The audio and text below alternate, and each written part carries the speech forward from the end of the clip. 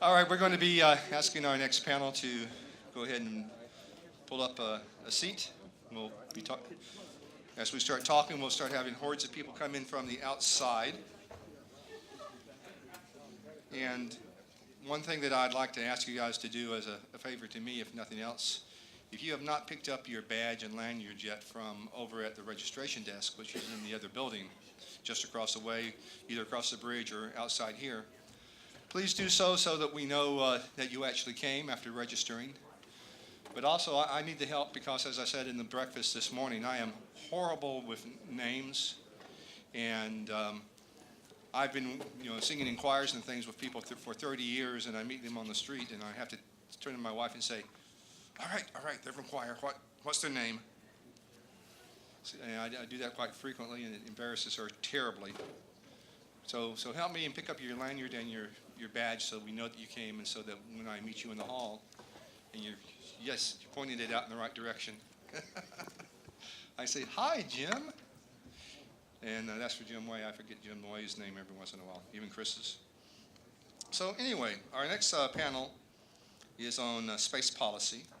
And we found this to be an exciting panel to have in most of the AAS conferences or symposiums because we sometimes forget that piece of it and we concentrate on the hardware and the software and building things and designing things.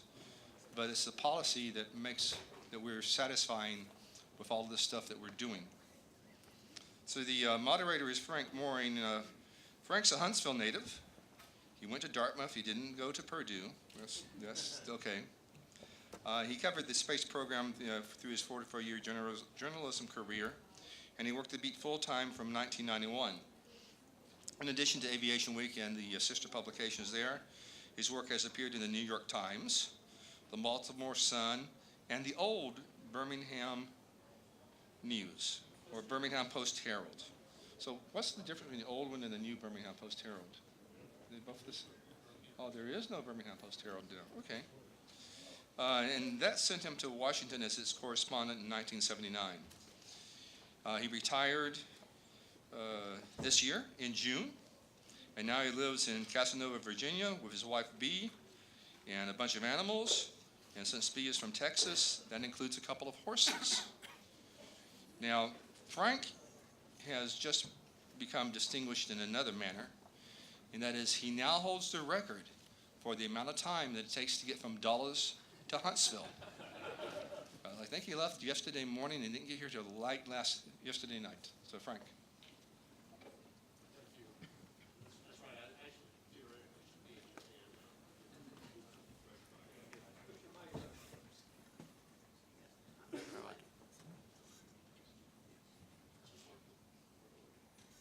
Now? Thank you. Theoretically, I should be in Japan now. It took me 14 hours to get here. And I'm glad to be here. It's always nice to come home. You can drive it quicker than that, trust me. Exactly. I should have just jumped in the car and headed south. So this is, although I now live in Casanova, Virginia, it's only about 20 miles outside the Beltway. And before I moved to Casanova, I lived in D.C. off and on for about 50 years. So, and these are my neighbors and former neighbors here. So this is kind of a visit from the swamp. And I know you've heard about the swamp by now. And the fact is that that's where the money comes from. That's where all the ideas are tossed around and debated and sorted out. And it's been going on now for, well, Sputnik was 60 years ago last month. So it's been a while. That's when I got the space bug, and I think some of the rest of us did too, at least the older members of the party. 60 years ago on October the 4th. Right. Thank you. Yeah.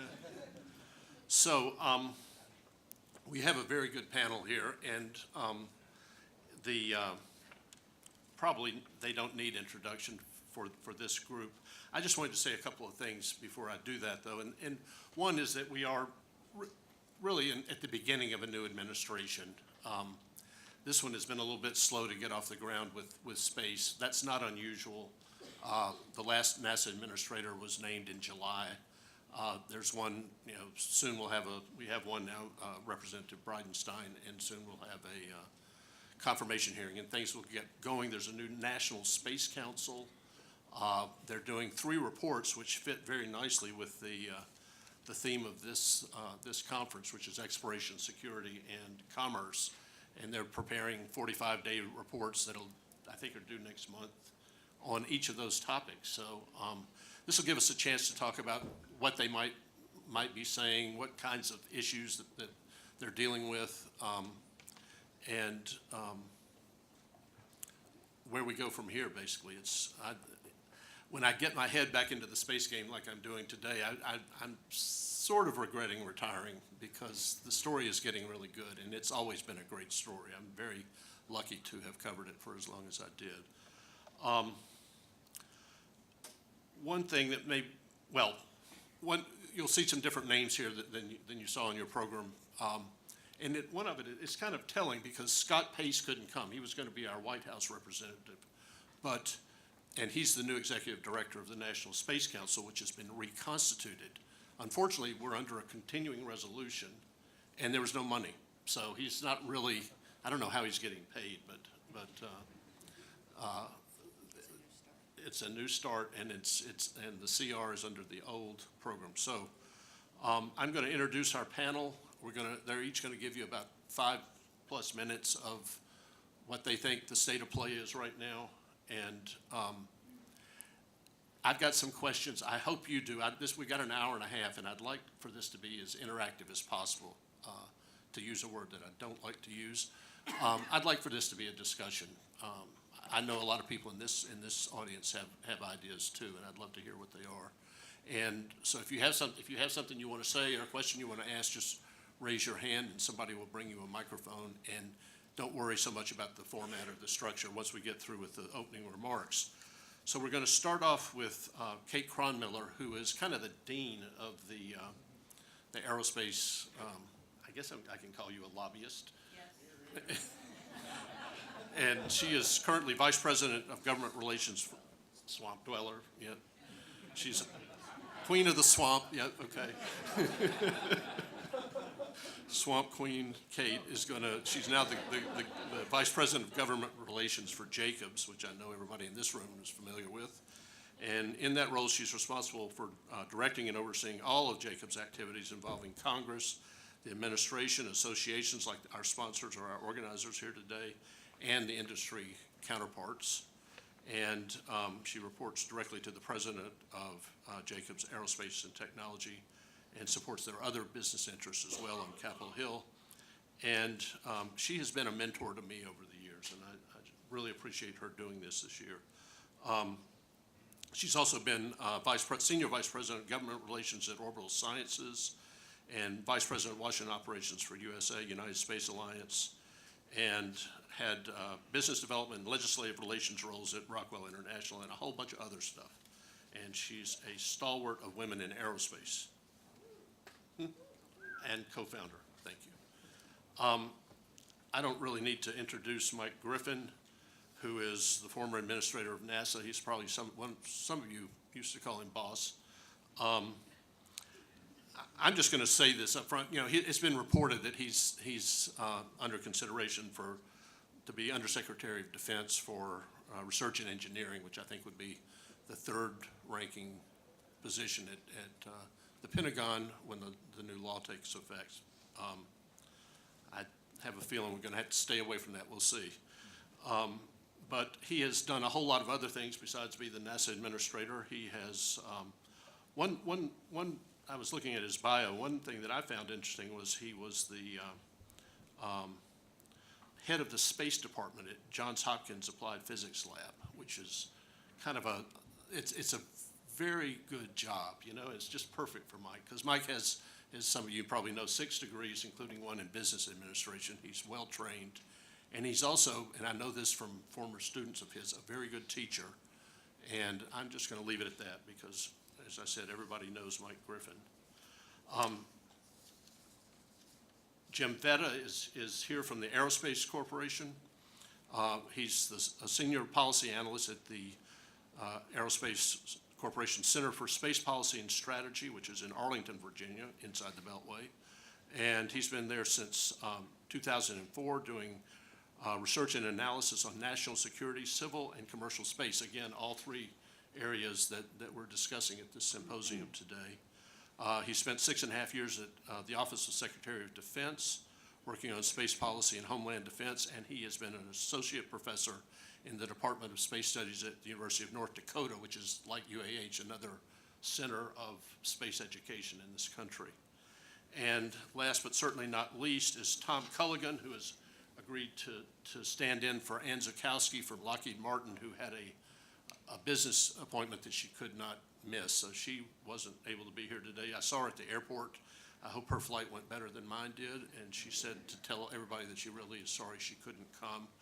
Tom, I met when he was a very senior aide to Representative Frank Wolf, who was the cardinal, which is the word that people use to describe the chairman of the Appropriations Subcommittee in the House that funds whatever, and he was the cardinal of NASA.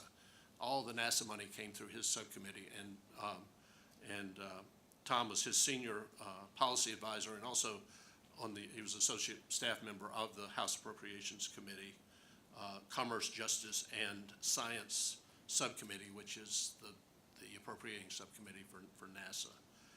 And he is now the vice president of the Brindley Group, and he said it was okay for me to call that a Washington consultancy, which covers a multitude of sins. So what I thought I would do is ask Kate to kick us off.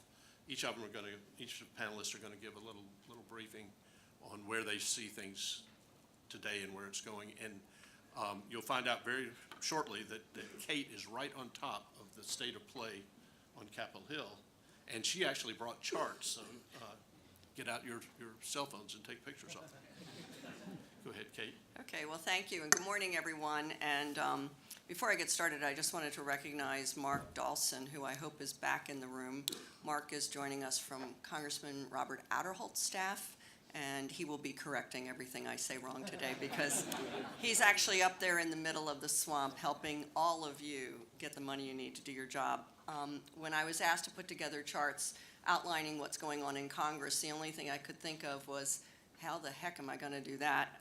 If anyone claims that they are able to predict the outcome in D.C. these days, please be very skeptical. We're trying hard, and there are a lot of people who are working round the clock, especially the committee staffers, to try and make things work. But as Frank alluded, at the beginning of any administration, there's always a bit of change that goes on, and things don't get done exactly on time. So now I'm going to figure this out. Oh, yay. It worked. Okay, so as you probably saw in the paper, the Senate passed the budget resolution, and the House is supposed to vote on it tomorrow, Thursday. Passage paves the way for the House and Senate to discuss a tax reform bill. There is a very big push to try and get that done before Thanksgiving. This was a big administration priority when they first were running for office and then after they got into office. And so the reason the passage of the budget resolution is important is it allows the Senate to bypass the 60-vote threshold, so they only need 52 votes if they are able to get a tax package together. What we're watching is more the Budget Control Act. And so while we all in industry and in our private lives are watching tax reform, what really affects us is the BCA, because the BCA is what needs to be lifted. It's the law that imposes the sequestration caps on all the agencies. And until Congress acts to remove that cap, we don't have an ability to mark up bills above the level that is the sequester level or the BCA cap level. And so we're hoping that they get to it, but there is no evidence that there are serious talks going on. There's been a little bit of evidence that the staffers of the committees are talking, but this would be a leadership decision. As you remember, Paul Ryan and Patty Murray cut the deal to lift the caps last time around, and I think the time before that too. So we really need to get the leadership doing that, and they're right now focused on tax reform. So it'll be interesting to see if they are able to get tax reform done by Thanksgiving and what will happen with the Budget Control Act. But the other thing that's going on is discussions of the omnibus extensions. So we're under a CR till December 8th. If you look at what's happening in the Congress, they're focused on tax reform. If that sucks all the air out of the room, how are they going to get around to negotiating the omnibus? CJS is just one part of the omnibus. They have to negotiate a lot of other parts that are a little more controversial. So we really need to put NASA in the picture surrounded by all these factors that don't have anything to do with NASA. So that if you're trying to understand what is going on, the reason I had the big question mark is there are a lot of moving parts. We don't really have the ability to predict where they're all going to end up. And what we have to do is stay focused on, as our illustrious panel before us said, getting the job done, staying on schedule, and making sure that we are moving in the right direction, because at some point there will be a change. I mean, at some point they're going to have to either extend the CR or pass an omnibus, lift the budget caps, or do something. And we can't be sitting back and worried about what's going on inside the swamp. What we need to be worried about is getting our jobs done and moving forward. But in the meantime, folks like me are trying very hard to understand what's going on and talk to people who are perhaps skeptics of our program, because in the scheme of things, NASA did very well coming out under the Trump budget. The FY18 budget for NASA was a much better budget than most of the domestic discretionary agencies got. And so while we're not thrilled that it wasn't as high as the FY17 number, it was better than State Department, EPA, and a lot of other programs. So it was a priority for Trump, and obviously it's a priority for the Vice President. So, okay. What we're looking at now is what happens with the next budget. What are the drivers for 19? We're very optimistic because of the reformation of the National Space Council. And those of you who haven't watched the tape, please do so. It's awesome. My favorite speaker was Mike Griffin, because he's always so entertaining. But he also was, and he's married to Becky, but he is also one who doesn't hold back, who tells the truth. And it was quite insightful to see what he said, but I'll let him go into that. What I'm looking at is, what will OMB do, and how much influence will the National Space Council have on OMB? Obviously, the head of OMB was a member, I think he actually chaired the House Freedom Caucus, and they do not really want to spend money. They want to have deficit reduction, and their priority is to cut budgets, not to add to the budget and add to the deficit. So it'll be interesting to think what they can do and how they'll go about it. But we've also been very fortunate, and the budget drivers, which I probably should have put up here that I didn't, were the Congress too. What Congress does in 18 will influence what happens in 19 and 20 in the out years. Right now, NASA's budget has gone up $2 billion since John Culbertson became chairman in the House. And that may not be significant to some of you, but to me, who watched it flatlined and going down over the years, I thought that was a great step in the right direction. He didn't do it alone.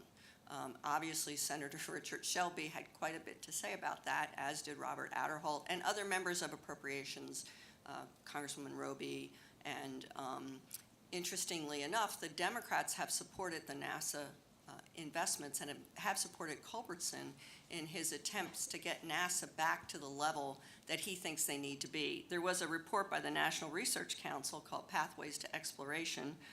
Somewhere in the audience is Dr. Mary Lynn Dittmar, who can go into it in minute detail. I cannot. The only thing that I use and resonates with me is the fact that they said the HEO budget, the Human Space Exploration budget, part of NASA needs to go up 6% for them to do what's on their plate right now. And that is consistent with what the Augustine report said and other people said. So NASA can't currently afford what to do, what's on its plate. They need a 19 budget that goes up, that is not flat. We have a budget hawk running OMB. So we are all focusing on the dynamics of what is going on there and hopeful that Vice President Pence and some of the folks will be able to say, hey, we're all for public-private partnerships if done correctly. We want to involve the commercial entities because we need them. This is an and equation. It's not an either or. We all are in it together. And we also want to have Moon Mars as the goals. And how are we going to get to Moon Mars if the NASA HEO budget doesn't go up? And so if the HEO budget goes up, we want the top line to go up because we cannot just protect one part. We need, it's a coalition in Congress that supports NASA, and we need to make sure that coalition stays consistent. And I'll let Mike go into what we expect the Space Council to do, but I do think that since NASA was a priority for FY18 for Trump, there's a little bit of hope that maybe it'll be a priority for 19. There have been some debates in Washington about, should we still go to Mars or just stop at the moon? Should we do robots or manned missions? Those debates have been going on since you were there, since you and I started there. And so, I think that they'll continue to go. Like I said, it's an and proposition, not either or. And I don't know if you can see these numbers, but what I wanted to point out that the NASA budget in FY17 was 19.6, and the request was 19.5, so it was, a bit lower. We don't need it to go down, we need it to go up. And so the House and the Senate have tried to increase the top line. The House is at 19.8, the Senate's at 19.5. But, if you look at what happened with space ops and exploration, exploration is higher in 18 than it was in 17, but space ops is higher in 17 than it was in 18. And so when you're trying to balance a program, it would really be great to have stable, sustainable budgets instead of having one going up while one's going down, because we're all in this together and they're interrelated. And what we need is, something that is not uncertain or inadequate. And so those of you who listen to Bill Hill talk about the number of suppliers and small businesses involved in the SLS Orion and Exploration Ground System program, you know that this is a program that is important to the United States of America, not just to Huntsville, Alabama. This is a program that not only affects this economy, but affects the economy in many parts of the nation. I spent a fair amount of time in my prior job up in Michigan at a little company called Futuramic. It's in Detroit. It was put out of business when the car industry went away in Detroit, and it reminded me of where I grew up in South Philly, because when I grew up in South Philly, everybody's dad worked at Westinghouse, and then Westinghouse closed, and then our neighborhood closed, and then the shipyard closed, and it was a horrible thing to watch middle-class Americans losing their jobs, not being able to afford to educate their kids. And what the space program has done for Futuramic is what the space program has done for many small businesses around the nation, is re-energize the workers there. It's given them good, high-paying jobs. It's let them do something that they're proud to do, and it is building a workforce that our nation needs to remain competitive. It's not only important to NASA, but it's important to the economy and it's important to national security. So if there's no funding for these programs, then those small businesses are actually hurt worse than the bigger companies. And the small industries are in locations where you can make or break a neighborhood, or you can make or break an economy of a local state and city. And then finally, my worst case scenario. Oh boy. So what happens if we're on a year-long CR? Not so good, but as you saw, space operations and exploration are a little bit different. So, it can be used as a way to negotiate with OMB, maybe reprogramming money from one group to another group. I say it's worst case scenario because I'm now working on Exploration Ground Systems, which is really not funded well in 17, but NASA's always been able to convince the committee staffs to approve reprogrammings when they need to. But wouldn't it be great if we didn't need to do that? Wouldn't it be great if we got the money we needed going in, so we didn't have to have Gerstenmaier constantly trying to figure out how to balance these complex programs and take from Peter to pay for Paul? And so my message to those of you who are out there and who are working with your local representatives, first thank them, because everybody you all are represented by has been very helpful, but ask what else you can do, and look to where the small businesses are and the suppliers are, and say, how do we help educate people on the importance of these programs to our nation and our national growth? Best case is if we get the omnibus, which we're hopeful for. I know the committee staffs have been meeting. I believe they were visiting here on Friday, very impressed with all the progress made at Marshall Space Flight Center by committee staffs. I mean, appropriation committee staffs. Those are the guys who have funding authority. And I think that they are ready to pass the omnibus, but CJS is bigger than NASA, and they have a shortfall in the census, and they have other programs that are underfunded in the bill, and so it's a negotiation. And it could take longer than December 8th, And so one of the other cases that they're looking at is what if we extend the CR through the end of December, thus ruining my Christmas vacation again, or maybe through February. And so, it's rough not to be able to tell you right now what's going to happen, but I don't know. And I don't want to mislead anybody. But these are what we're working on, and we're all continuing to advocate because say they have a CR, we might need reprogrammings approved, we might need anomaly, technical language that you don't need to know about, but it's stuff that we have to do, so none of us are taking our eye off the ball. And then, and it was supposed to say thank you. I want to thank you all for all that you do because being a swamp dweller, I have to tell you, you make my job easier. When you do a good job on the program and you make progress, and more importantly, you explain what you're doing to folks who represent you in Congress, it really does make it easier for lobbyists because they see us all the time and they see us every day. And well, I like to think they enjoy seeing me. They really prefer to see people like you, the real people out there doing the real work that benefits our nation. So thank you all. Thanks, Kate. Mike?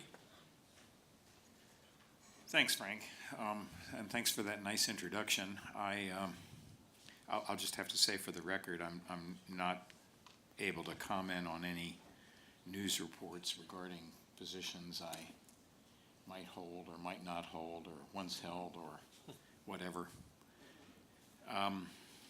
So moving forward, the other comment I want to make is I'm substituting for Scott Pace. I'm here instead of Scott, but I need to make clear my remarks are not necessarily what Scott would have said. I'm not speaking for Scott, nor for the administration, nor for anyone except offering my own opinions about space policy.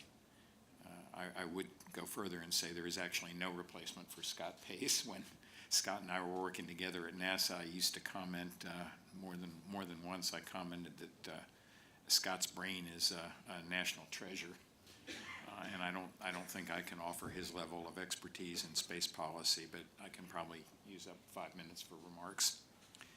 So first thing I would say is regarding space policy for this administration, and given the various informal discussions I've had with quite a large number of folks over the last 9 months, I guess the first thing that I would offer is those who are expecting to see major changes,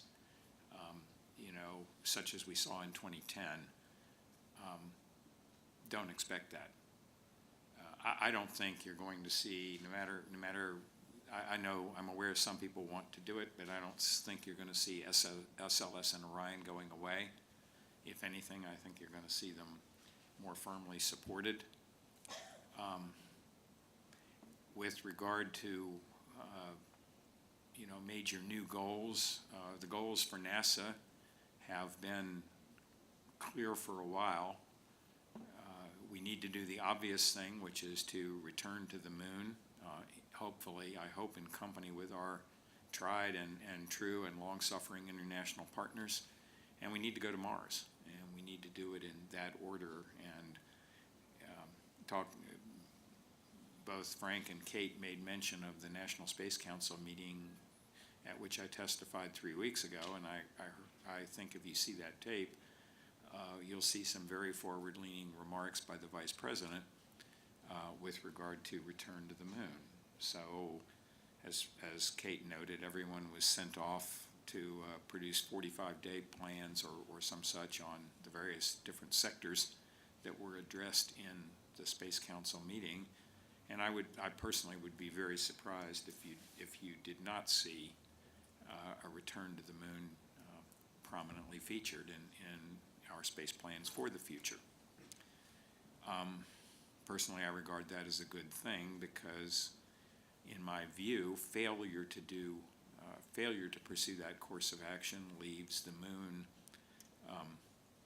open to the Chinese and only the Chinese, and I don't believe that to be a good thing for our nation. With regard to NASA, I think we who have spent time at NASA and In my case, it's been 4 different times. There is a tendency to regard everything the nation does in space as being NASA and vice versa. That, of course, is not true.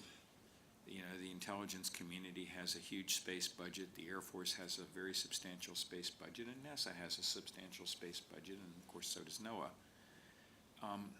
Space has become so strategic over the decades that it touches everything we do in the economy and national security and scientific progress of the United States, and therefore, in large measure, that of much of the rest of the world. And we need, and I believe that we will see in this administration, increased recognition of the fact that space is not siloed for NASA and that there is a whole of government approach to space that is truly required. We share the various space sectors, most of which I've worked in over the course of my career, depend upon each other. They share a common industrial base. They largely do not share common operational problems or infrastructures, but they largely share a common industrial base. And we need to think again, as we have frankly not since really the 1980s. We need to think again about how we support and sustain that industrial base.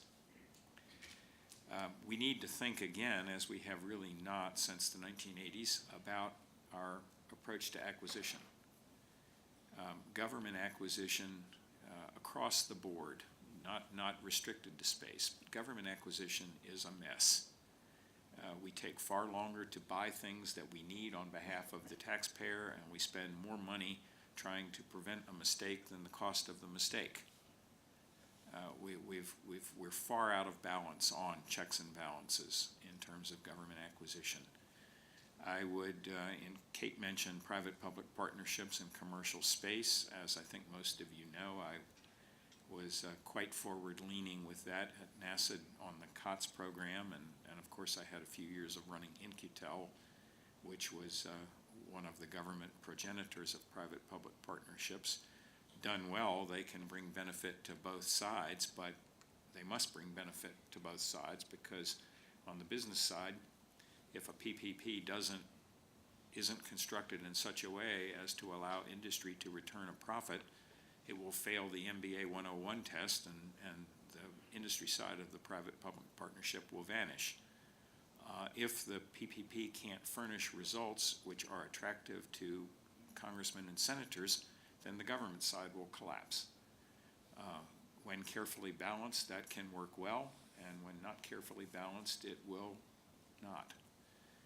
I would point out that for all those who are aficionados of so-called commercial space, that from the perspective of government acquisition, commercial space is just one choice for how you go about buying things on behalf of the taxpayer. The government has, in its sovereign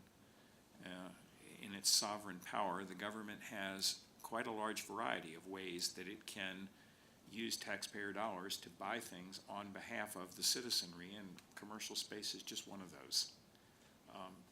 For a free market conservative such as myself, it should be used when available. But I'm fond of a quote by a college professor whom I cannot now recall, who said that when a commercial entity is ready to be brought into being, the government can't stop it, and when it's not ready to be brought into being, the government can't start it. And I think there's a certain, I love that comment so much I wish I were the author of it. I think there's a lot of wisdom in it. So I think in this administration you'll see some sorting of that. Private-public partnerships where all the money is coming from the government, as we have, for example, with commercial crew, are not, in fact, private-public partnerships. We were asked to stay within 5 minutes or so, and so I will leave this with one final comment before moving on. I think we need to return to an environment where the value of independent assessment across the space community is recognized and sustained. We have drifted away from that, which is one of the factors that result in programs having great difficulty meeting cost and schedule estimates.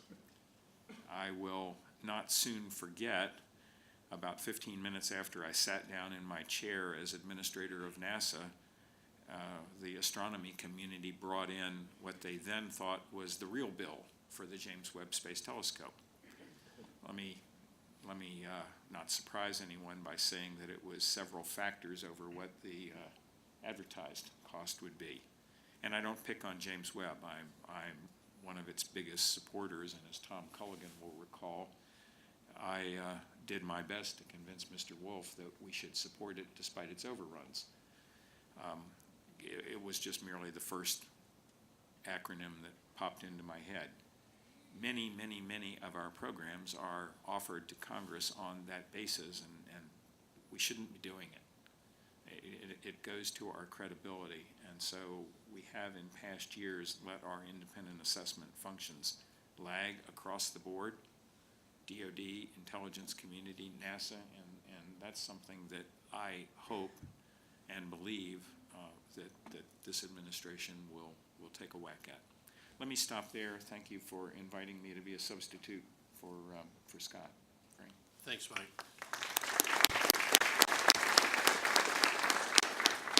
Jim? Thanks, Frank. It's good to be here. Although looking up at the steeply sloped seating here, I'm almost afraid you're all going to slide down all of a sudden and right into it. So I'll try to get my comments out before that happens. I did not bring any charts or videos because in the space policy business, we don't do things like big engine tests, but we have our own way of blowing a lot of smoke. So see, they don't take us seriously. I know.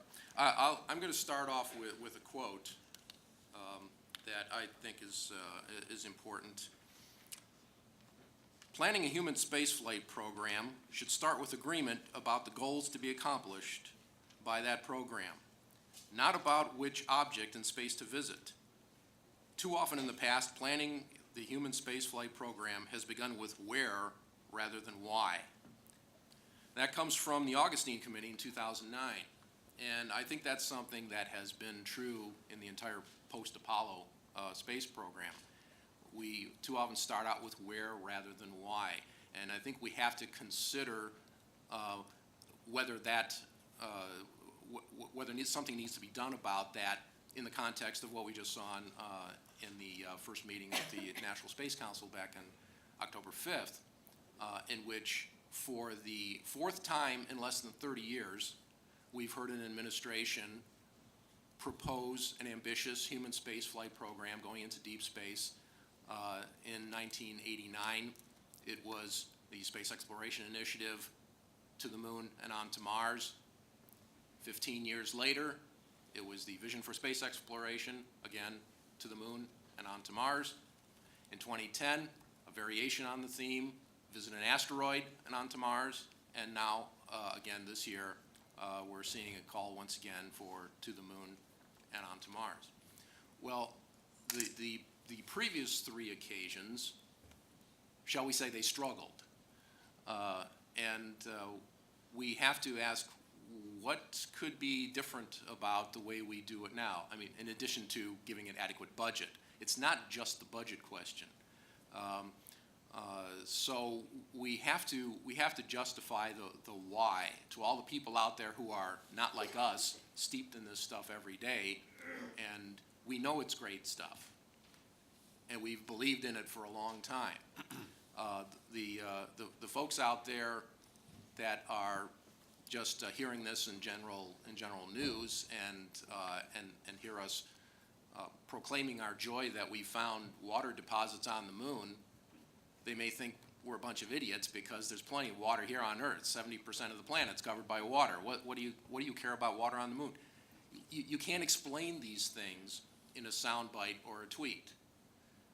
It takes a bit more than that, and that's why we have a problem with getting the point across as to why we're doing all of this. It's easy to say we're going to Mars because that's a quick phrase that people can visualize very easily.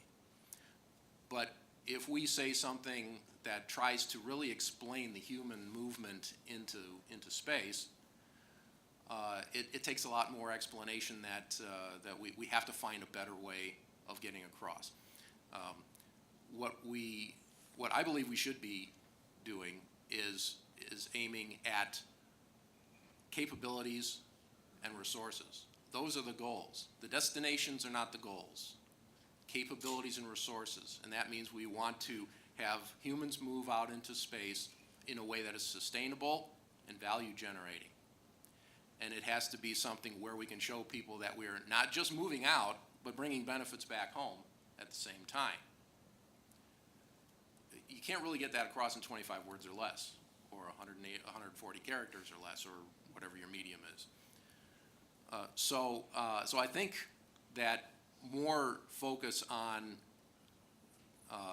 goals as being capability driven, which has some rewards to it, rather than focusing on destinations, which some people may interpret as, oh, they're just trying to win the gold medal in the Space Olympics. That is not going to sell to the people supporting this. So building that infrastructure is an important aspect. I'm glad to see that NASA is talking and working a lot in the area of cislunar development. There's a lot that needs to be done, but the problem that we have seen so far, and something that, again, the Augustine Committee identified as NASA's fundamental conundrum, is that we tend to build infrastructure elements sequentially. Now, infrastructure is a lot of elements that are supposed to work together as a system.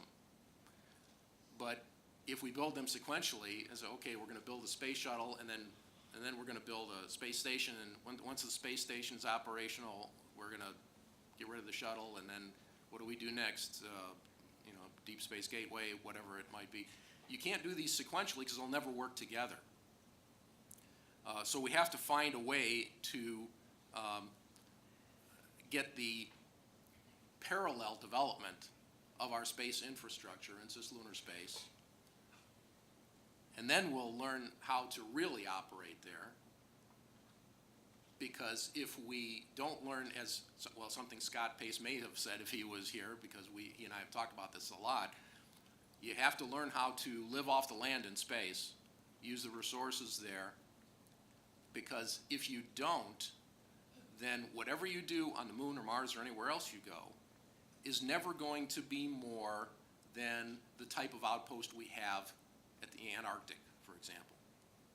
If you're content with that being the sum total of the space program out there, then fine, we can probably handle that. But if you want it to be more, then we need to find out how to live off the land.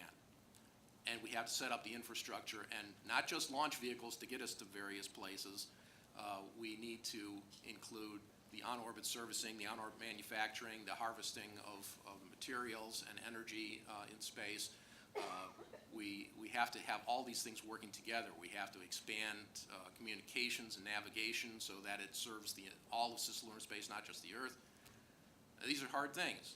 So that's why we need to get the help of the private sector and international partners along with the government efforts, because there's never going to be enough resources, enough talent to devote to all of this if we just say one sector is going to do it.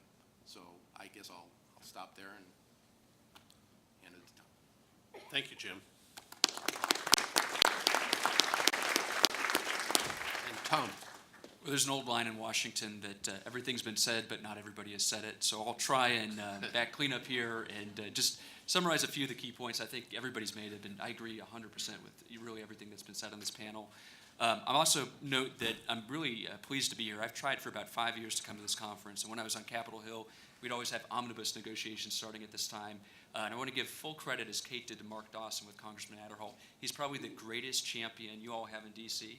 for bringing people down to this conference and for really talking about the benefits of Marshall and all the industry that's based here. So he really does, your economic development and tourism office really owes him a paycheck, I think, at the end of the day.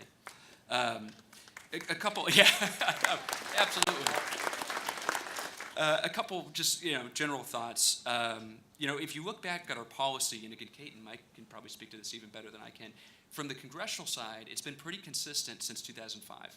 Administrations have come and gone, but if you look at the 2005 authorization, 2008, 2010, and even the most recent NASA Transition Authorization Act, there's been a goal of having a national program that supports, a heavy lift vehicle that's capable of exploration, whether that's Moon and eventually onto Mars, a crewed spacecraft capable for deep space, Orion, the ground infrastructure you need to launch it, and then, starting to think about the capabilities that you need when you get there. And so we've had this consistent policy. We've weathered the storms that come and go with different personalities, appointees, and policies from the administration. We've weathered the challenges of budget cycles and OMB and the annual dynamic we have in the appropriations process. I think it's remarkable how well NASA has done and these programs have done, given the incredibly dynamic environment we lived in on the appropriations and budget side during that entire period. So even though we've had the consistent space policies that sort of naturally led us down this road, we've really seen a lot of variation in budget and appropriations.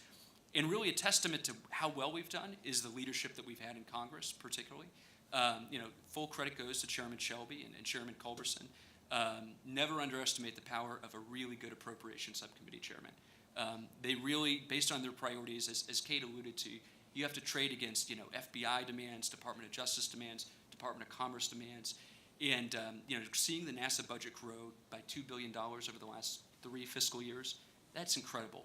No other agency in CJS, the appropriations bill, the $60 billion bill that funds NASA, has seen that sort of growth.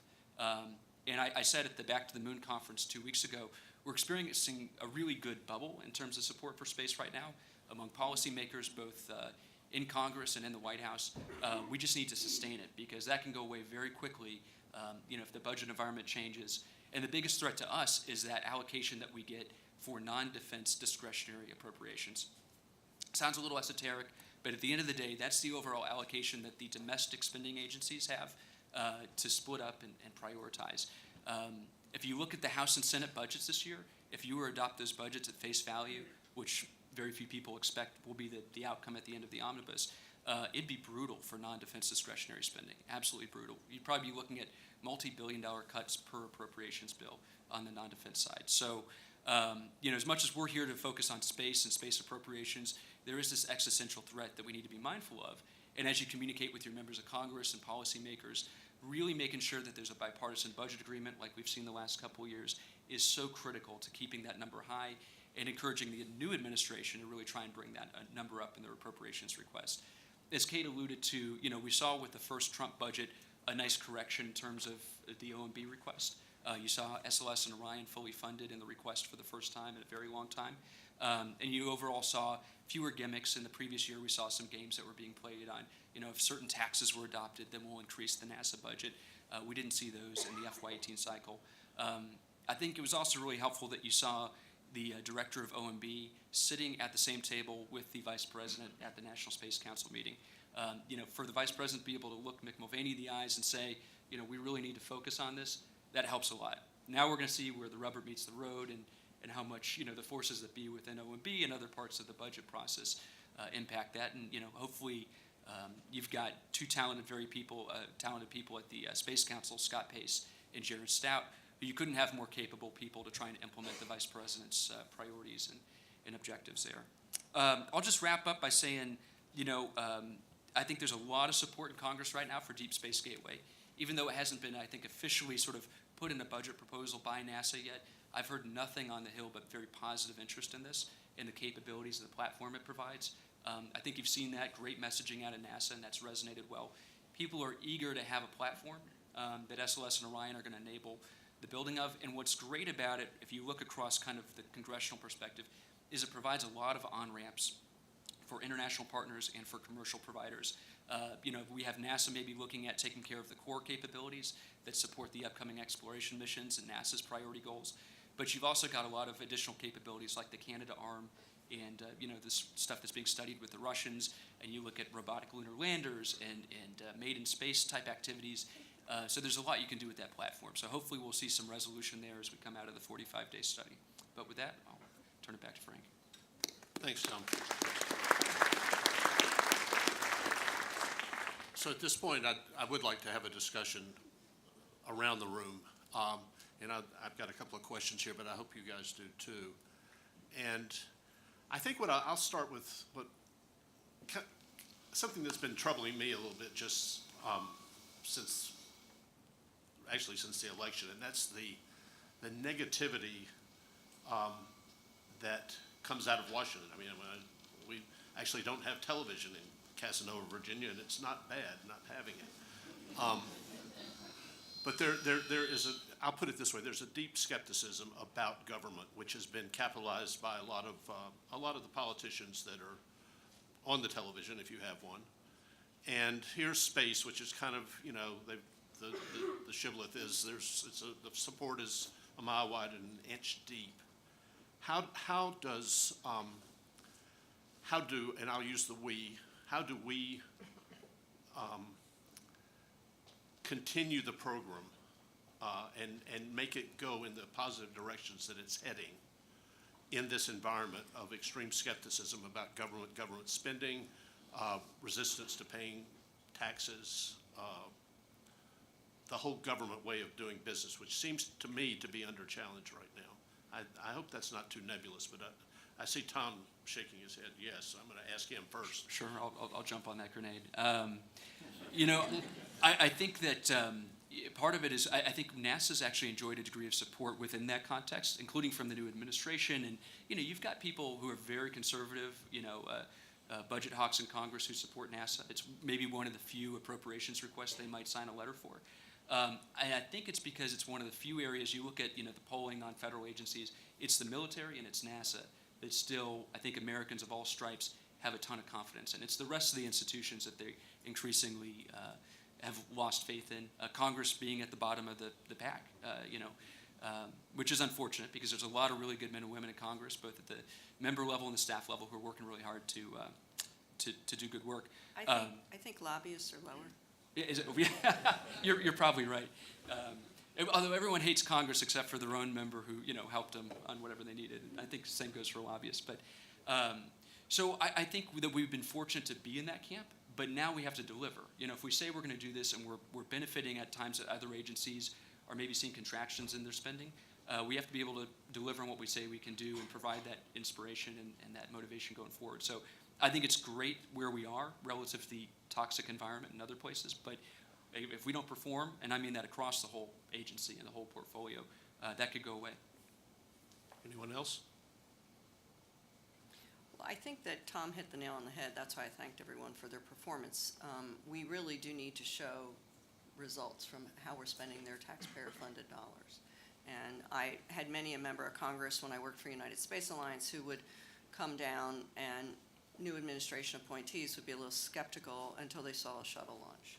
We were a big line item, and we were hard to explain to folks, but when they saw what the results were and they saw what we were building on International Space Station, they changed their minds. And so they saw this as leadership for the nation, benefits to the economy. But one of the things I meant to mention earlier was the way the space program inspires the youth and motivates them to study math and science. People talk a lot about STEM. It's really important that we get more scientists and engineers educated in America. We have 600,000 jobs coming up that we don't have people to fill in the industry. And so you talk to the cyber community, you talk to the NASA community. As Mike said, we're all in this together. And we really need to have the workforce of the future motivated. And one of the things that motivates kids more than dinosaurs is NASA. NASA and NASA astronauts. Jim? I agree that NASA has come out looking pretty good compared to the rest of the government in recent years. There's been a series of very visible successes in a variety of areas. The Curiosity rover on Mars, the New Horizons of Pluto, the recent end of the Cassini mission. There's always Hubble findings coming out, and in addition to the human activity. So the one thing that really concerns me is that we should always be trying to make sure that NASA does not become or be perceived as a single mission agency, which could be politically very risky if that single mission starts to fall out of favor.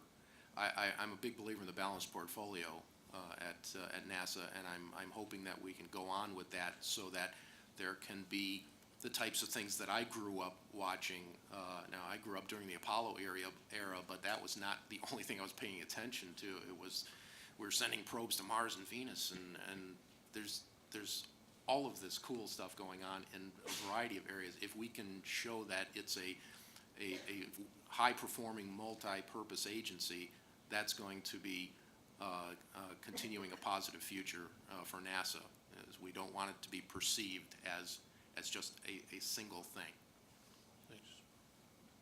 Anything? Okay. Let me ask you a slightly related question, Mike. I've been reading this book that just came in the mail. It's edited by Roger Lanius and Howard McCurdy about innovation. And there's an interesting chapter in there about how Todd May mentioned microfiche, the future of information storage. And there's an interesting chapter in there about the technology pull from NASA, and specifically the Apollo guidance computer, for the microchip industry. And the point is, as you I'm sure well know, was that it wasn't actually NASA, it was the Minuteman program. They bought many more chips of those early chips than Well, it was NASA did. they stole that example from me, but it was a combination. Well, there we go.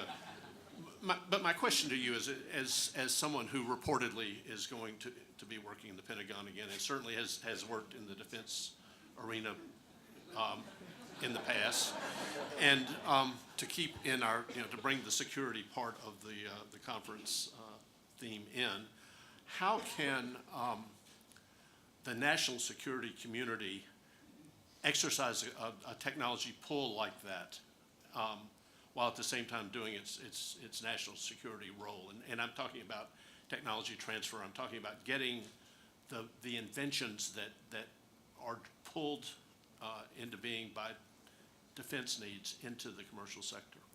Well, I'm not going to answer any questions under the presumption that I might in future take some defense job, because I retract that. Yeah, that's not on the table in front of me at the moment. If and when that happens, everyone will know. But the comment I would offer is that technology pull comes about when you try to do things you can't already do in any arena, whether it's deep sea oil drilling or, National Reconnaissance Office kinds of functions, or, World Wide Web or whatever. When you try to do things that you can't already do, you get that technology pull. And then generally speaking, it results in products that have emergent properties. They end up being used in a host of applications you never would have even imagined. The integrated circuit is one of my favorite examples. Frankly, it required both NASA and the DoD. The stressing requirements in terms of the advancement of the technology, and particularly for guidance computers, came from NASA. The mass production requirements came from the ICBM. When you start producing thousands of such objects, and at one time I would remind people that we had an arsenal of something like 30,000 nuclear weapons. When you start producing thousands and tens of thousands of things, you're not just buying a dozen, you're creating an industrial base. But the DoD will not, generally speaking, go down a production base for something that no one knows if it can be done at all. So it was, with regard to the invention of the integrated circuit, a lot of what caused that to happen was government being willing to amortize the non-recurring cost of what it took to create that industry. Now, what new industries are out there that we don't know about yet and can't envision, and our grandchildren will not imagine how we could live without them? I don't know. But I do know, well, I don't know it. I believe, a belief is an opinion held without benefit of factual support. I believe that in learning how to settle space, we will encounter the need to do many things we cannot currently do, and it will cause us to develop and enhance new technologies. On the national security side, as I pointed out a few weeks ago, our adversaries have figured out that space is critical to the United States method of fighting and winning wars. And they are taking, with all deliberate speed, steps to nullify that advantage. And as I've said in several other venues, if you want to see what a war looks like without space, take a look at World War II documentary footage and look at World War II casualties and destruction. That's what it looks like. I don't think we want to go there. So we are going to have to figure out the technology advantages that will see our adversaries and raise them one as they seek to nullify our advantage. And if people are uncomfortable with that, I'm sorry. But otherwise we can sit back and watch while present-day adversaries undermine the advantage we have from basically the ownership of and control of space that is just not there anymore. With that said, here we've just seen a presentation this morning about the current NASA human space program, which is all heritage. It's we saw the RS-25s. I think maybe the only thing. I'm fond of saying that only in the aerospace field can you go into a museum and find things you wish you still had. I don't want any computers out of museums or any cars out of museums, but in aerospace we can find stuff in museums we wish we still had, and that's depressing. Is there a role that, and certainly you and I have talked many times, all of us have, about what used to be called new space, old space. The traditional NASA way of doing exploration versus the commercial let the billionaires pay for it approach. And you know, I've covered a lot of paper rockets, and I think you guys in Congress probably funded a couple of them, but how can that innovation incubator, I don't know what the word is, be drawn into not just the needs of security and civil space, I'll call it, human exploration, scientific space, but also to the benefit of the larger economy? How can that bring the space program along in the generic sense? Well, others will have an opinion, but I hope so. I'll offer mine. When it is possible for the government to buy something, I'll just say on the market, it should do so. And with that as a kind of leaning forward free market policy, it does stimulate investment in commercial activities where government is one customer, but only one.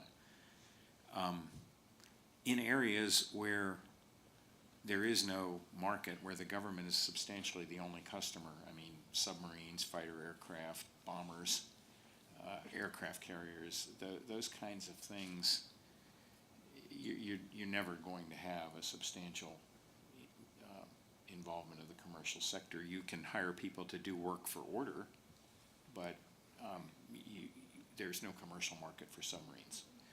So we need, as government acquisition executives, we need to understand the difference, and we need to understand where there is a meshing of the two. Space launch systems offer an example. That requires enlightened policy that we don't always see. You made a comment about the new space versus traditional NASA approaches to exploration. Well, I'll remind you that the traditional NASA approach to exploration and the traditional approach to national security space was not the paperwork dominated approach we see today. The traditional approach was to pull out all the stops and get the job done. I had the good fortune of having, as one of my many mentors that I hope are not now ashamed of me, General Schriever, Bernie Schriever. We used to chat a lot. We used to play golf together. And General Schriever commented one time in an episode I'll never forget. He said, I was at that point a deputy at the Strategic Defense Initiative Organization, and apropos of nothing, because we were hitting golf balls, he said, you know, I had it a lot easier than you did, or do. And I looked at him and I said, what do you mean by that? And he said, well, if you have one failure, you're going to be in front of Congress. He said, when I succeeded with Discoverer 13, it was Discoverer 13. and he said, I didn't get fired for the first 12.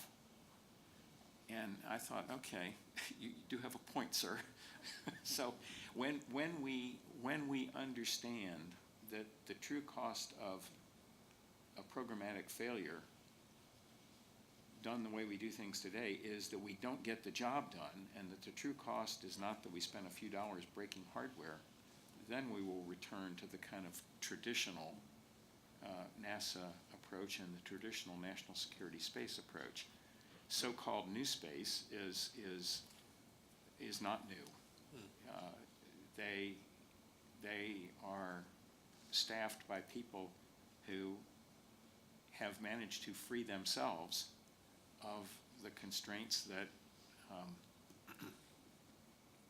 currently are in play in many other arenas.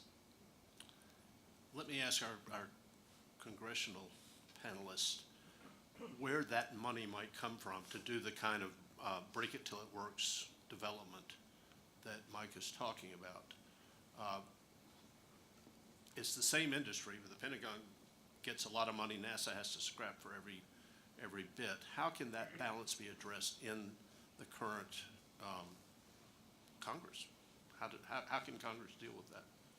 Well, I think one of the things that we have to first recognize is that I think the debate between new space and old space is just a matter of the type of acquisition that is done and how much, which was your point. And so, yeah, I don't see it as either or.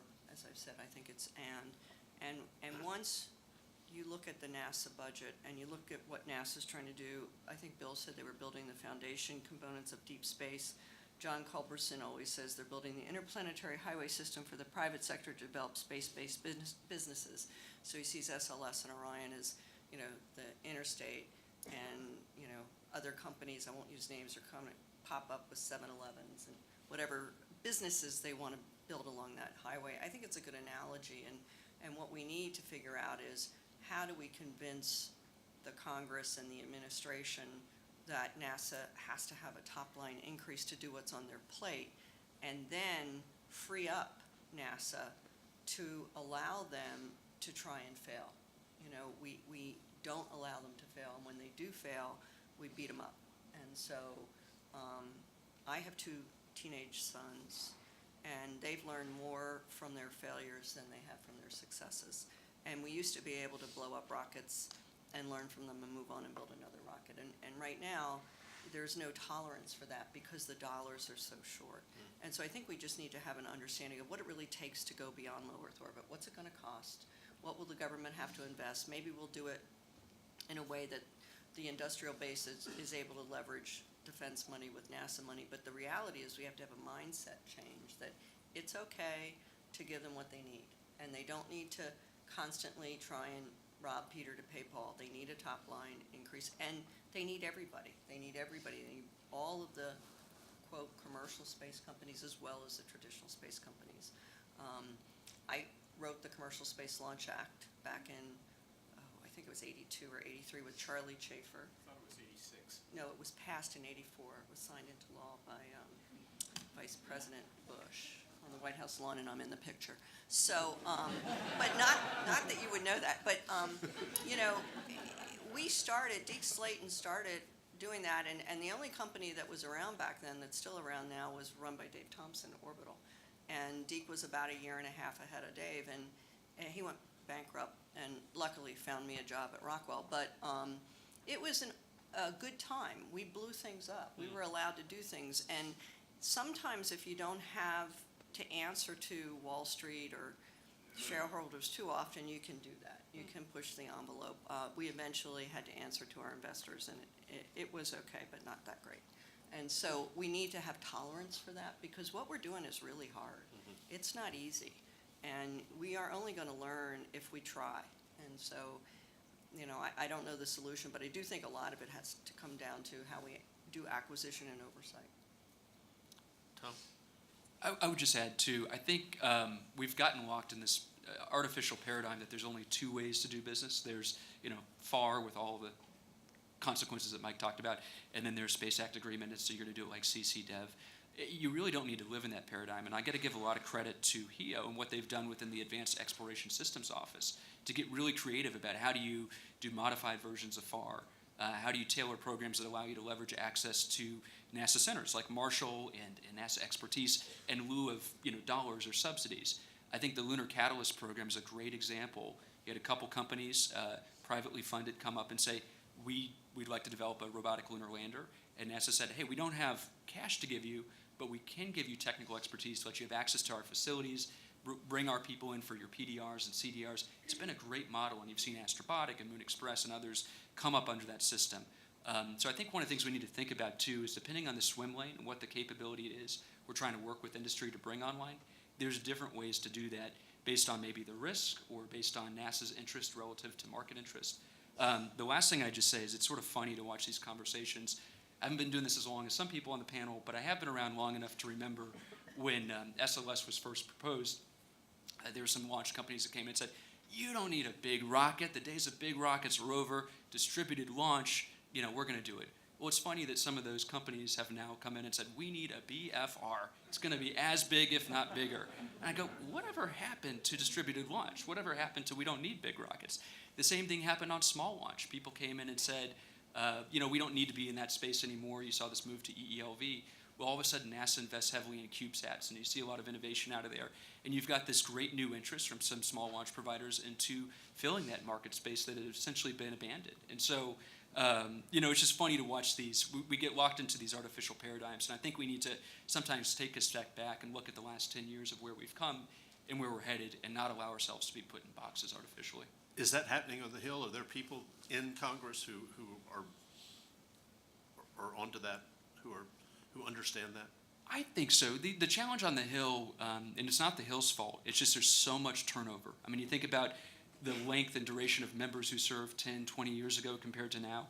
You know, by the time you get to know the member, they're already either running for the Senate or governor, or they're tired of the commute, or it's just an exhausting environment. It's even worse in the staff. Actually, thanks to the Budget Control Act and some of the cuts to the ledge branch appropriations, there's never been less money to fund good committee staff and personal office staff. And so to live in the DC area, as all of us know, and to have a family, buy a house, it's getting impossible to kind of have the career on the Hill that you saw some of the great, you know, kind of champions in the House and Senate in the past who've, you know, been in there 20, 30 years. So I think, yes, people are really smart. It takes a lot of time to get them educated because they've got a lot on their plate, and we're losing that institutional memory both at the member and staff level because of some of the funding dynamics.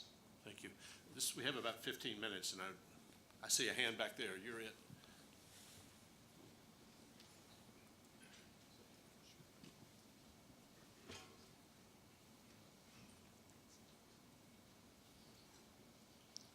Mr. Veda very eloquently described the concept of going out into space and finding resources that can be turned into things that are of value either in space or here on Earth.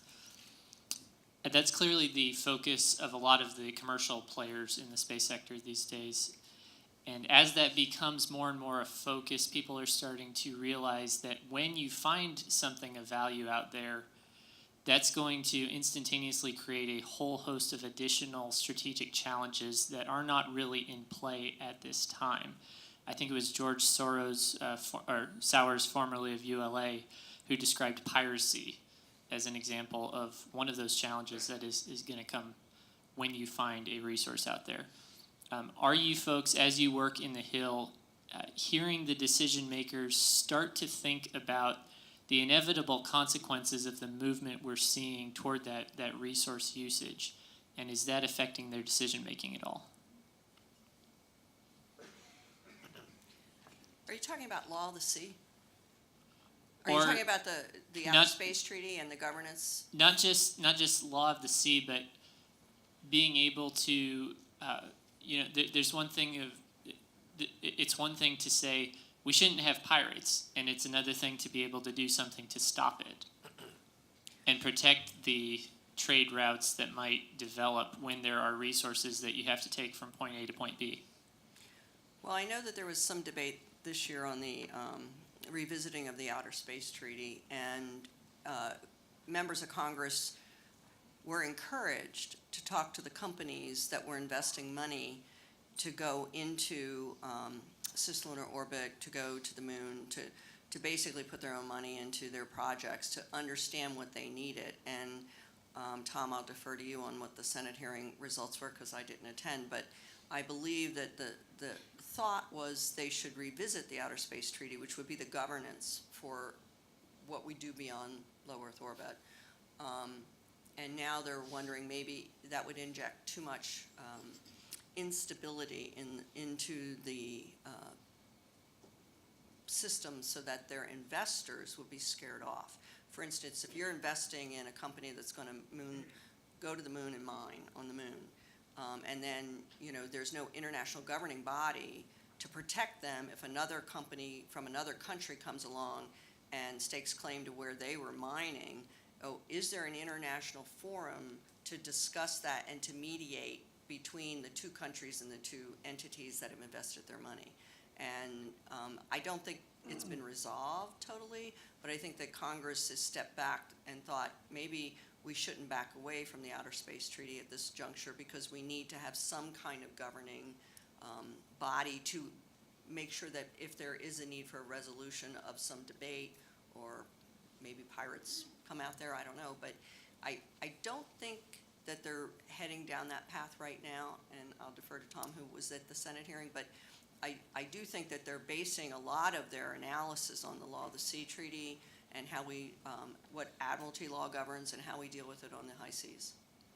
So in George Sauer's defense, I think he was making a little bit of a joke to drive a point and maybe pitching a new TV or movie in the process with space pirates. But, it is interesting. There has been a lot of discussion on the Hill in the science committees, not so much the appropriations committees at revisiting this. You had the 2015 commercial space launch reauthorization sort of set off this process, because you had companies like Planetary Resources and some of the others that have come along and said, in order to attract investment, in order to maybe even get insurance, we need to clarify some of this.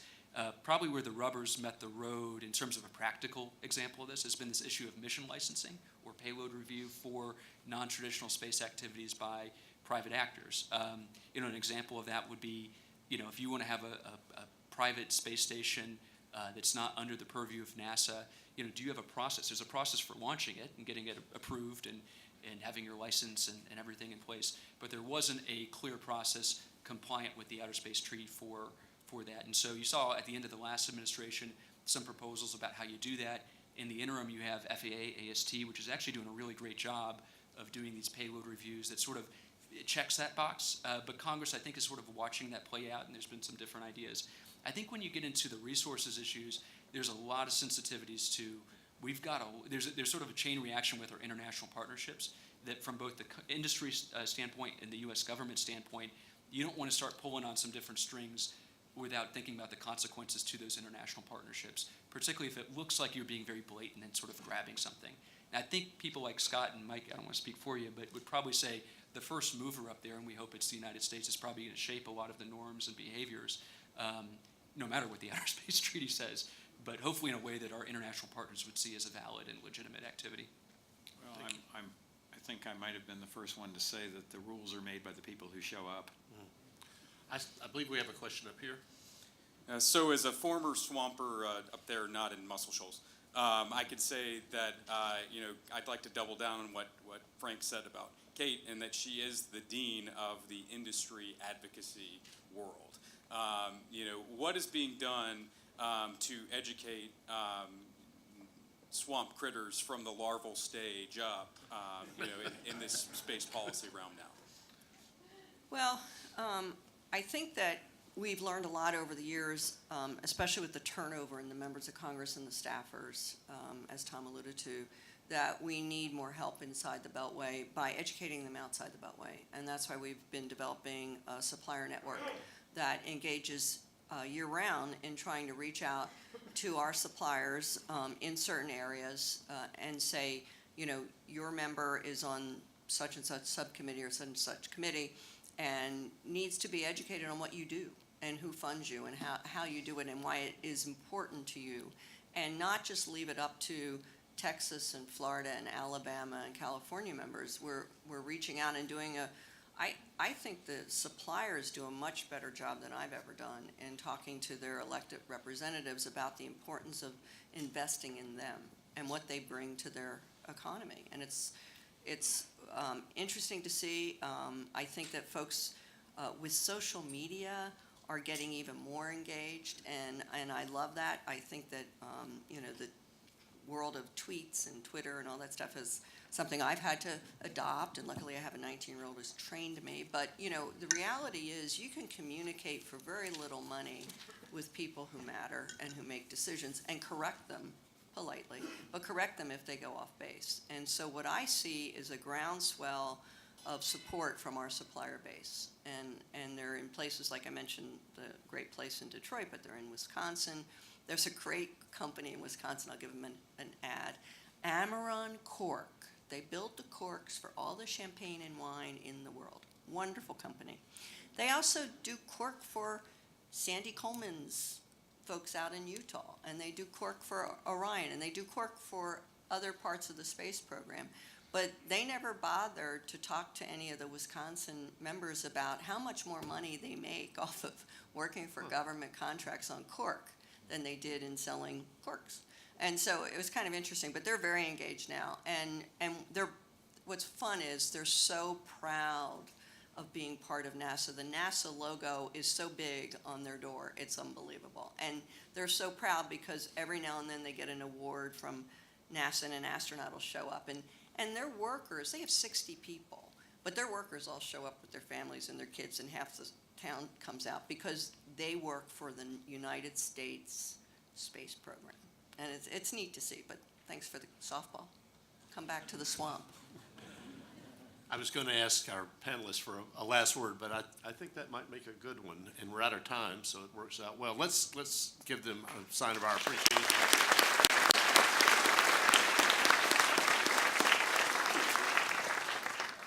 I'm not sure in what world "come back to the swamp" are the appropriate last words, but okay, Frank. Well, I know you're the swamp queen from here on out. So. Okay, thank you, Frank and panel. We talked about things I didn't think we were going to talk about, so that's very good. And we ask our next panelists to come on up and find your places. We had a little parallel event, or I don't want to call it a side event. It was actually the main event for this symposium that happened Monday and Tuesday. When I came into the Student Center yesterday afternoon, in the early afternoon, the room where you guys are going to be having lunch in a little while was totally filled with young people, students. I think some were high school, most of them were college students, and they were having the AIAA Young Professional Symposium, where it was a technical symposium for aerospace young professionals in the area.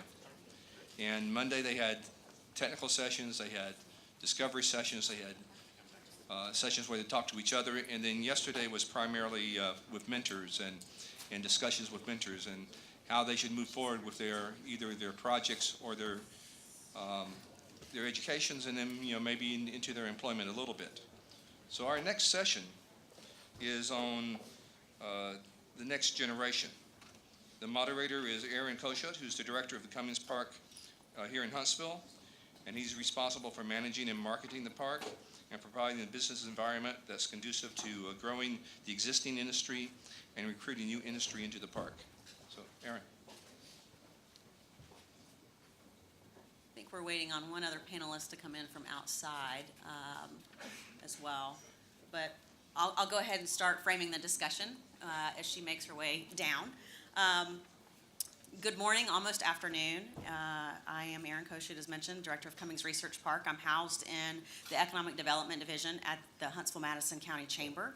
And today we're talking about next generation workforce. And I think it's a timely topic. It's always a timely topic. But in particular, we've seen over the last few years, as is the case about every few years, workforce shift pretty dramatically. We're aware of, your workers get older, they retire, new workforce comes in, that's a natural occurrence. But what we've seen over the last 5 years is that as the younger professionals have come on, those younger professionals coming into the workforce have a different way of looking at things. They perhaps have different value systems, different approaches to work. They're looking for flexibility and convenience and something extremely meaningful where they can get their hands dirty. They're also looking for fun.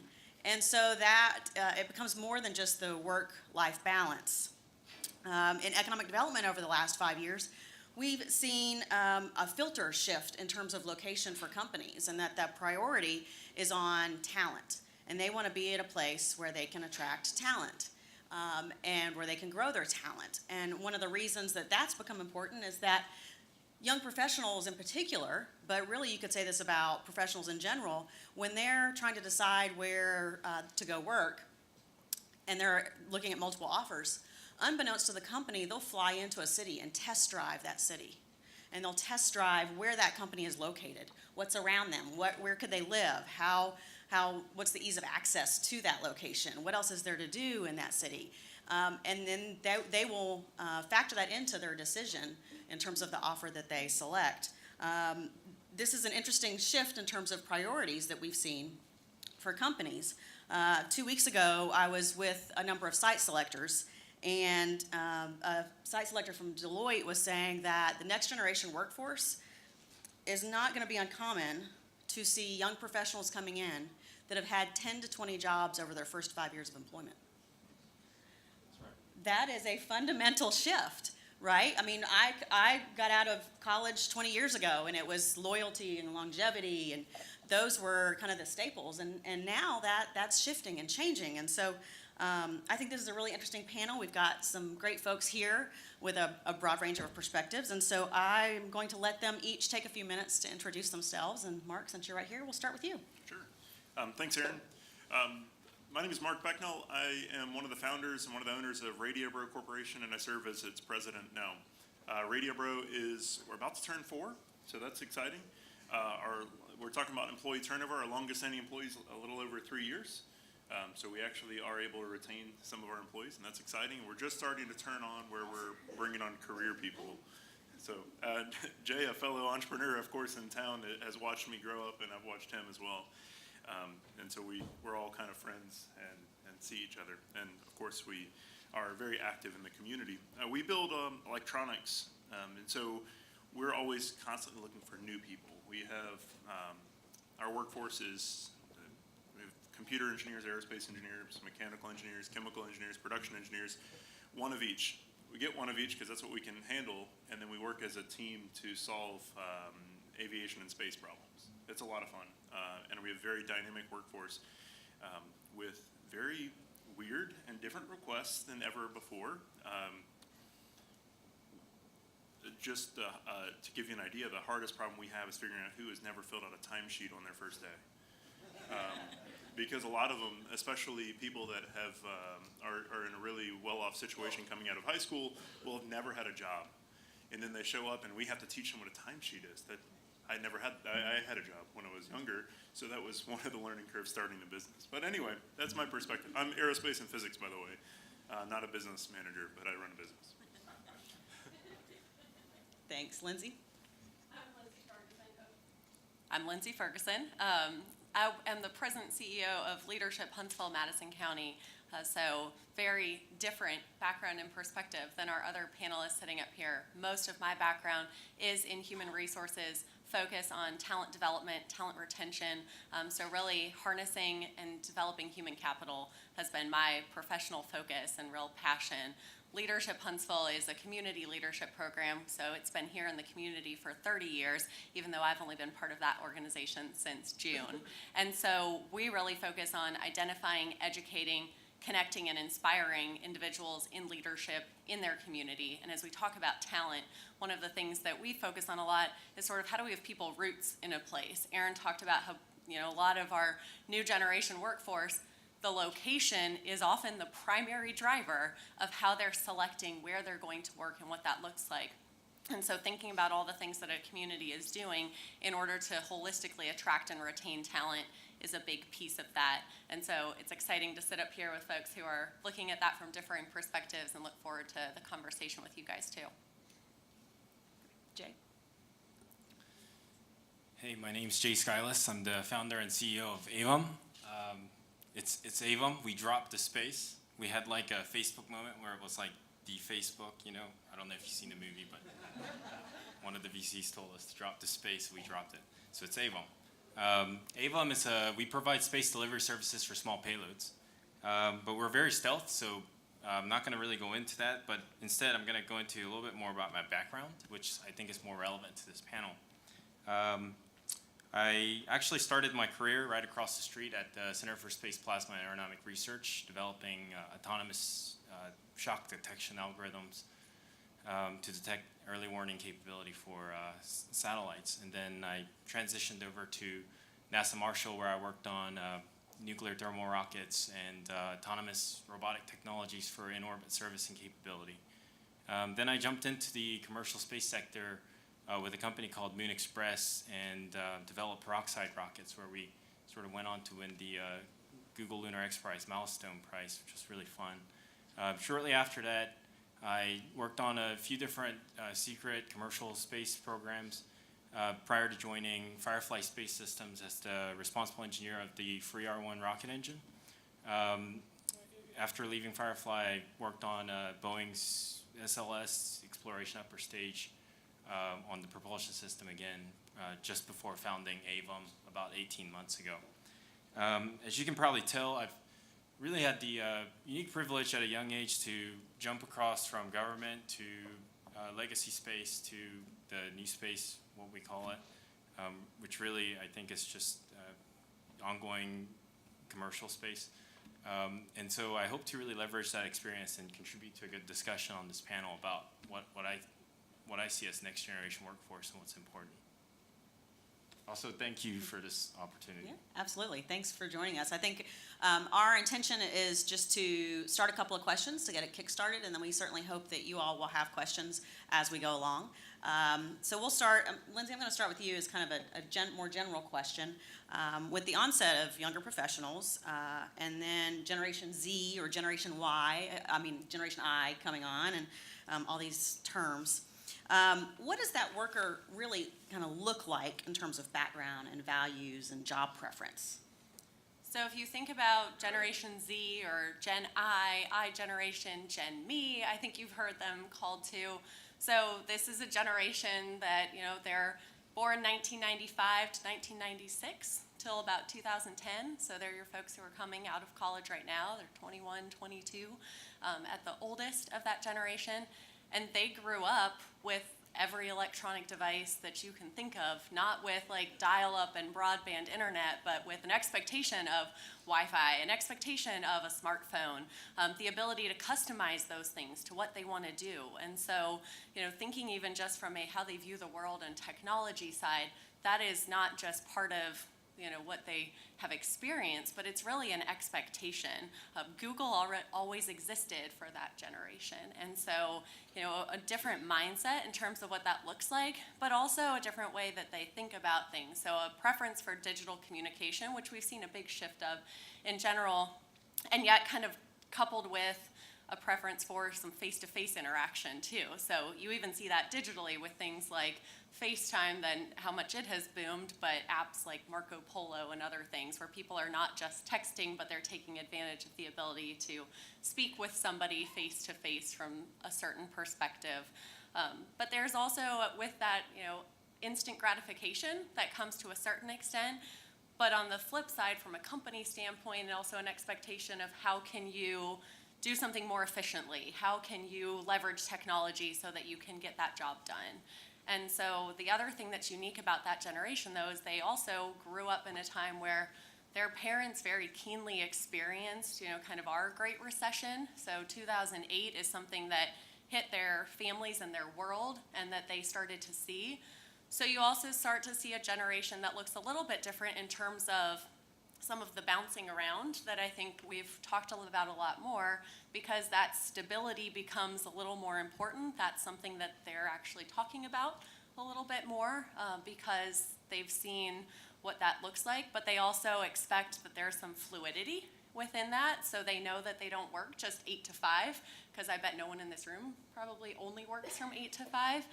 So with that, a balance of, okay, well, I'm always kind of working or available because I always have technology, and therefore I also have these other passions. So as long as my other passions don't interfere with the work that I am doing and my ability to deliver it, then I should have that ability to balance those things. So as you think about how you manage work and how you manage time cards and some of those kinds of things, it looks a little bit different for those folks. I think last thing is sort of, that goes within their values, but then education too looks a little different for them. So an expectation, again, electronics is something that they have a lot of trust and confidence in.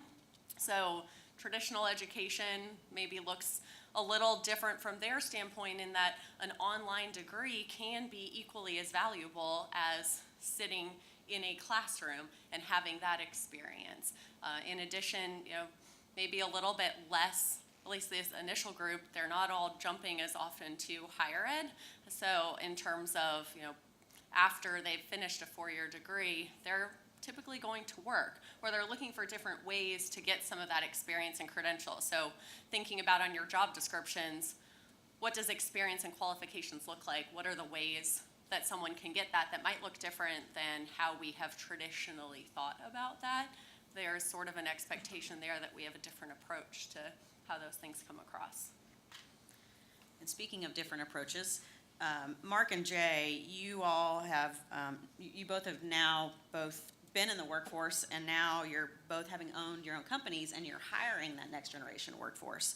What are the biggest differences that you've seen from kind of that part of your life in terms of being in the workforce and then owning your company and hiring that workforce that you can share? Can you clarify that a little bit? There's like a lot of there's a lot of differences, and there's sort of are you talking about like the difference as a whole, as like in the industry, or like workforce, or like my role, maybe? Yeah, it's that transition from being in the workforce in terms of being that person that is working on for someone else, and now that person that is now the president, CEO of your company, and you're hiring the workforce. So you're going there's differences in those, and that kind of what you're seeing, having been that younger workforce coming in, and now having owned your own company and hiring it. I can push a little bit here. A lot of times we are talking alongside medium and large companies, especially events here at UAH as mentors, or talking in different settings. And often we have to say, this is how you can crack through the online system of applying. When we look at the ways that the different companies are operating, we have various needs. I talked about the way the Radio Bro needs. We have quite a few different team members with a broad background. What's weird is that I don't have any training programs. That's different than most medium and large companies. I don't have time or money to train our employees. So when I do a talent acquisition, I know exactly what they can do when they start, and I have to calculate how many days it's going to take before I can start sequencing them into product development. So we are building hardware products, and that's similar to what Jay is up to. We are commercially operated. We are responsible for intellectual property directly. My company owns pretty much everything we do. That means if we make a mistake for a month, we own a mistake for a month. We don't pass that buck on to anybody. We're in the business of commercial products. So when we're looking for new talent, that directly drives our cost to build, our cost to design, and our time and schedule to market. And that's something we have to look at from the first time we meet somebody. One of our strongest software developers right now was at Space Hardware Club in the lab. And he was complaining about the way the software was working. And my twin, Eric, walked in the lab, and they had about three sentences back and forth, and Eric walked out and said, we need to bring him on the team. And so he's been on for about a year and a half, and is currently, right now, one of our products is in a Pelican case demonstration box with Lucia and the rest of the chamber, with one of our employees. And this gentleman is in Huntsville, logged into that box, bringing online a data acquisition system. So that's how active and interactive our team is. But it's little subtle personality differences that kind of trigger what we're looking for, and strategic capabilities we have to look for and discover. If we don't see them, we have to move on very, very quickly.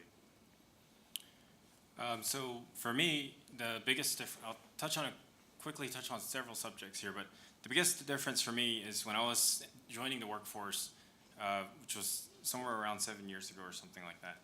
I was really looking for the right place to work, where I really feel like I'm doing something significant with my career. And then also the second part was that I was working with the right people. I really didn't want to work with people that were not motivated. I actually went the extra mile to stay unemployed to find that right group of people. So in an interview, I was actually interviewing the other guy. But now in my role, I'm in the position of trying to convince those really smart, driven people that, hey, this is the right place. We're the right people that you should be working with. And so, being a CEO, that's primarily what I do. Is I try to make sure that my company is headed in a direction that's really relevant to the commercial marketplace, but also we have a really clear message about what we're doing, and that we're not distracted. So that really for our customers too, but for new talent coming in, that they really know what we're about, and we're really transparent, so that they can make their decisions. But I think it kind of goes into, I just want to quickly touch a little bit about the industry as a whole. The environment is a little different from when I was joining the industry. I think the digital era with the internet and everything is really, it's really like raising the bar, if I can say that. And then because knowledge gets passed around so fast that I think the bar for, I know there's a lot of college students maybe in here, for going into rocket science is a lot higher, I feel like, than when I was entering the workforce. And I'll just kind of leave it at that. And and that effect is kind of amplified by the fact that we're losing a lot of the graybeard experts. So I think it's just a really dynamic environment right now. And I see that as the biggest difference from when I was entering the workforce. And if you have questions, I think they've got microphones here, so if anybody has a question, it looks like we may have one up here on the right.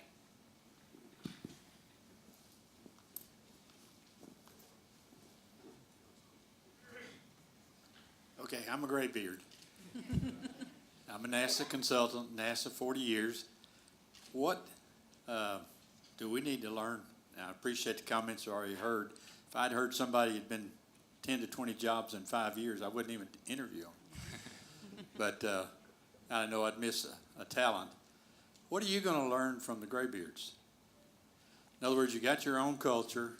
I've got 12 grandkids. They're all millennials. I use them to help me understand social media. But you guys are our future in space exploration. And I'm just trying to understand, what can you learn from us, and what do you need to do to get us educated more? Because in my career, I went through a lot of folks that didn't seem very loyal to getting the job done. And, they were career climbing, more money. It seemed like their values were not my values. Right. And I went through the school of hard knocks of trying to keep the job attractive, give them flexibility, make room for innovation, not the same old, same old. And I imagine Boeing and Lockheed and these guys, they're really fossilized in a lot of ways. You're going to do it their way, or you're on the way out. And NASA can be like that too. And I'm just trying to understand the cultural training, cross-training, if you will, of what we've got to learn about each other. I think one of the big things is don't put protocols in place that capture a timestamp of technology By the time you finish writing a protocol on how to do something, it's been removed by a year or two. And your next workforce already knows what's better because they were taught what's better, especially as you transition into big data systems. One of our biggest value propositions is migrating organizations from proprietary data collection and data management into cross-platform and cross-system information. So we generate and sell hardware so that I don't have to worry about the licensing of where the data goes. I know that most of our clients that we work with, and it doesn't matter their age, don't like proprietary systems. Just like you can log into your Gmail from your iPhone, that is not interlocked. And when you move that from some personal device, start going to something massive and corporate, we see the similar barriers built by massive organizations for what people will project as, well, it's natural to make it all proprietary. It was natural to make it all proprietary. It was, past tense. And now it's time to start making them all interconnected. That's one of the big things that we see, and one of the reasons that we bring in new people and what they're excited about. They may have seen it one way in the past, and they're like, that was a huge headache. I want to join your team because you're changing how the industry is using or are going to be using data.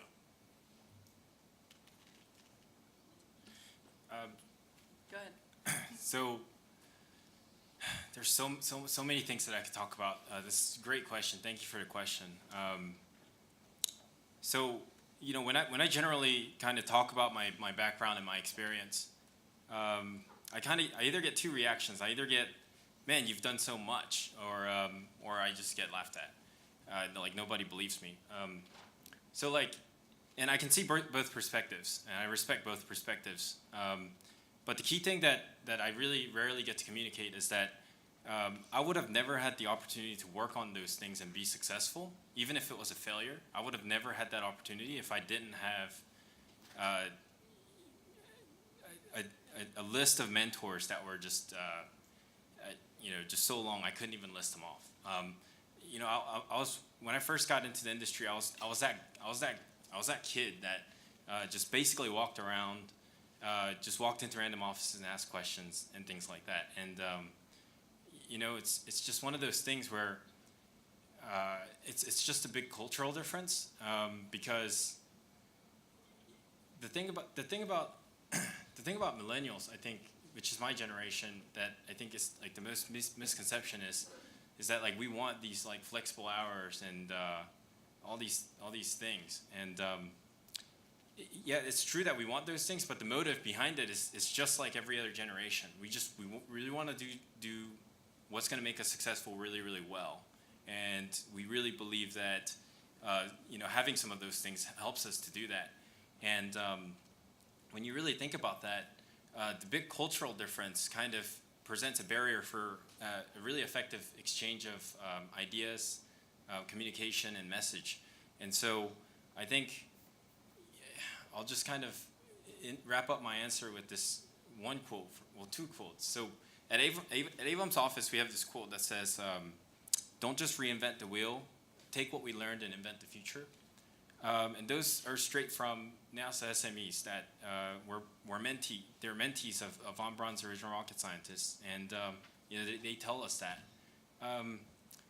Or a tech fellow in a legacy company who, I got to go to dinner with a bunch of tech fellows one time, and I was all giddy because they were talking about X-planes and working with skunkworks and all this stuff. And finally I asked them, to one of them, hey, can you mentor me, and can I get your contact and I can ask you questions and stuff? And he looked at me straight in the eye and he said, sure, we all will. I'll push you, but you have to drive. He said, that's my warning. He said, yeah, I'll push, but you drive. And that stuck with me for the rest of my career.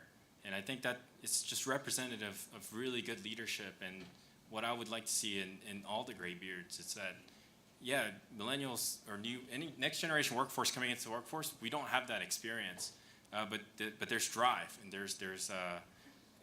and we have new ideas, and we're more tuned into the environment. But we do need guidance, and that's kind of, I think, where the leadership comes in. We get to drive and you push. So.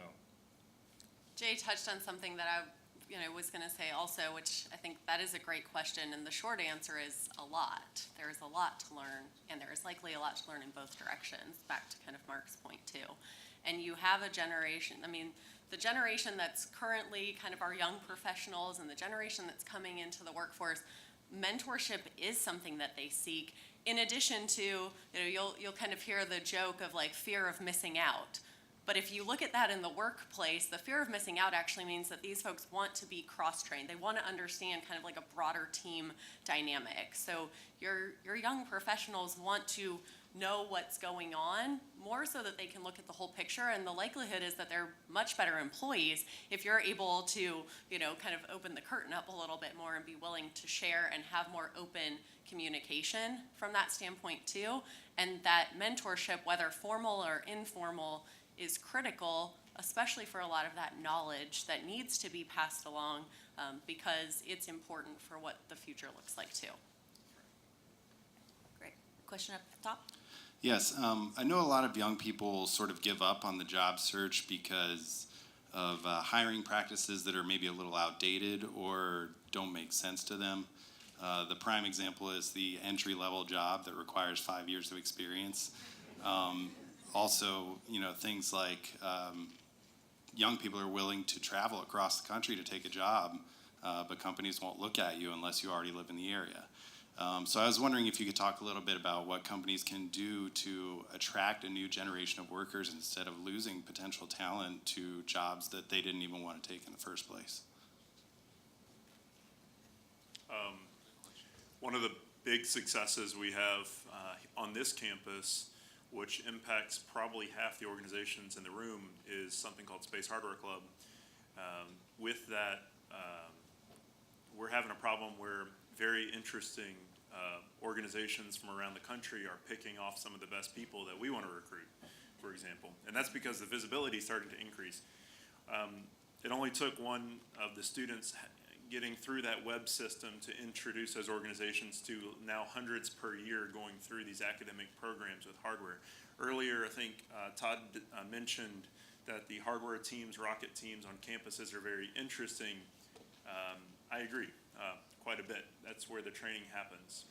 The recruiters that finally figure that, as recruiters discover that some students, the ones that realize the importance of these hardware teams and the effectiveness of these hardware teams, you guys end up scouting the students. It isn't the students scouting you. I think that a lot of people get the cold shoulder really quickly if they haven't looked up your website and understand your values, and there's these, here's my 20 questions. Those are very valid. There's also a different world that's happening right now where especially undergraduates and many, many graduate teams, ones that haven't had to focus on revenue yet, they haven't had bills hit them yet, they have actually invested themselves into understanding full aerospace systems, their development and deployment, all the way to failure on the launch pad, or very much a success on the launch pad. And they are a completely different team than the ones that you've stood up the recruiters for. They're just completely different in every way. They already see broken things. They already see terrible teams. And they've learned how to cope with those and work as true teams. How to motivate advisors, how to motivate funding venues to bring cash flow in, to run those student programs. We see them popping up all over the country and all over the world. And so I'm not really sure what's going to happen to the job application system, because I think right now the organizations, I think the first time I met Pat was because of Kirkpatrick about AAS and CANSAT competition in the middle of the desert in Texas. And now I do Von Braun Symposium 7 times in a row.